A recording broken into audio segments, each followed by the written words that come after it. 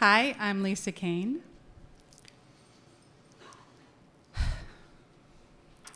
I woke up to my mother's tenuous relationship with the truth when she crashed a sailboat. I was 15 years old, and I got an internship at a sailing school. This was in City Island, the Bronx. I had learned how to sail earlier than that when I was a kid in Boston. I don't know if you know about the sailing program on the Charles River, but I sailed there every summer, and I loved sailing. And when we moved to New Rochelle, New York, I didn't have a place to sail, so I found this wonderful sailing school that gave me this internship. And I would ride my bike down there, and I would mow the lawn or paint a fence, and they gave me free hours to sail for the time I would work. It was wonderful. My mother also decided at that point to learn how to sail as well.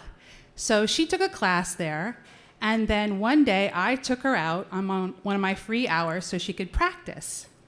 And it was a beautiful day. The sun was shining, the wind was perfect. It was just wonderful on Long Island Sound that day. And we went out, we took food, we had fun. And then in the end, my mom decided she wanted to try this maneuver, which is where you pull the boat to a buoy and you stop it. Now, if you know anything about sailing, when you're under sail, you don't have any brakes, okay? You have to actually pull the boat to a stop by forcing it into the wind, and that's the only way to stop it. And it's actually kind of difficult, especially to do it at a point. So my mom aimed at the buoy, blew by it, and slammed into another boat. Bam! Now, you know anything about boats, big metal sound, shaking, stays, bam! Huge sound. I ran, I scurried to the back of the boat. I got back there, I pulled the boat around, I popped it on the buoy, and then we, dropped the sails, got going, and my mom said, "We are not going to say anything about this." And I thought, okay, this is not right. I said, "Mom, we probably should tell, we are not going to say anything about this." So she was my hero. She's my mother. And at that point in my life, she was a goddess to me. So I listened and I said, okay. And then Steve, the son of the owner, came and picked us up in a launch. That's how it worked. You pick up in a launch and you go back to the dock, piled our stuff in. We got to the dock. We walked away with our stuff up to the car to put the stuff in the trunk. And he showed up with the owner of the sailing school, which was his father, Carl. And he said, "You think you're going to leave here without telling me about that?"